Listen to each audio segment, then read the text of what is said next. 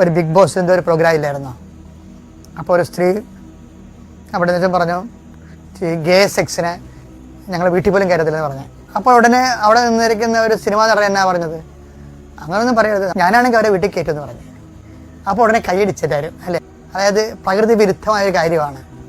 പ്രകൃതിക്കൊരു നിയമമുണ്ട്, അതിന് ആ നിയമം എങ്കിലും പാലിക്കാൻ മനുഷ്യൻ ബാധ്യസ്ഥനാണ്, എങ്കിലും പാലിക്കാൻ. ഓക്കെ, പ്രകൃതി വിരുദ്ധം അല്ലേ? പ്രകൃതി വിരുദ്ധം അങ്ങനെയാണെങ്കിൽ ഞാനൊരു ഡൗട്ട് വെക്കട്ടെ. ഏറിയ കാലത്തെ സംശയമാണ്, ആരോടും ചോദിക്കാനൊന്നും പറ്റിയില്ല. ആദിമ മനുഷ്യരെന്ന് പറഞ്ഞു കഴിഞ്ഞാൽ ആദം ഹവ. അപ്പോൾ അവർ രണ്ടുപേരും ഭൂമിയിൽ വന്നു, അവർ രണ്ടുപേരും ഇങ്ങനെ വിവാഹം കഴിച്ചു, ജീവിച്ചു, അവർക്ക് മക്കളുണ്ടായി. 33 ആൺകുട്ടികളും 23 പെൺകുട്ടികളും. അപ്പോൾ ഇവരൊക്കെ വളർന്ന് വലുതായ ഒരു വിവാഹപ്രായമൊക്കെ എത്തിക്കാണല്ലോ. ആ സമയത്ത് വിവാഹം കഴിക്കാൻ സ്വന്തം രക്തത്തിൽ നിന്നല്ലാതെ പുറമേ നിന്ന് ഒരു സ്ത്രീനി ഒരു പുരുഷനി ഇവർക്ക് എങ്ങനെ കിട്ടി? അങ്ങനെ കിട്ടിക്കാണാത്ത പക്ഷം അവരെന്ത് ചെയ്തു? സ്വന്തം സഹോദരിയും സഹോദരൻ തന്നെ കുട്ടികളെ ഉണ്ടാക്കിയിട്ട് ഒരു വലിയ ജനറേഷൻ തന്നെ അങ്ങോട്ട് ക്രിയേറ്റ് ചെയ്തെടുക്കുകയാണ്.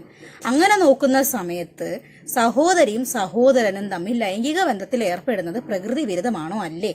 ഈ കാലഘട്ടത്തിലാണ് ഒരു പെണ്ണും ഒരു ചെക്കനും, അതും സഹോദരിയും സഹോദരനും തമ്മിൽ ഇത്തരത്തിലൊരു ബന്ധത്തിൽ ഏർപ്പെടുന്നത് എന്നുണ്ടെങ്കിൽ അവരെ നമ്മൾ സൊസൈറ്റി ഏത് രീതിയിൽ വിലയിരുത്തും? അപ്പനും അമ്മയും അവർ ഏത് രീതിയിൽ നോക്കി കാണും? ചന്തിയിലെ തോലടിച്ച് പൊളിക്കുന്നത് ഉൾപ്പെടെ ചുമരിൽ ചിലപ്പം പടമാക്കി ഒട്ടിച്ച് വെച്ചാണ് ഈ കാലഘട്ടത്തിലെ പേരൻസ്. അങ്ങനെ നോക്കുന്ന സമയത്ത് എവിടെയോ കിടക്കുന്ന നൂറയും എവിടെയോ കിടക്കുന്ന ആതിരയും തമ്മിൽ ഒന്നിച്ചത് പ്രകൃതി വിരുദ്ധമാകുമെങ്കിൽ ഇതിന് ഏതുതരം വിരുദ്ധത എന്ന്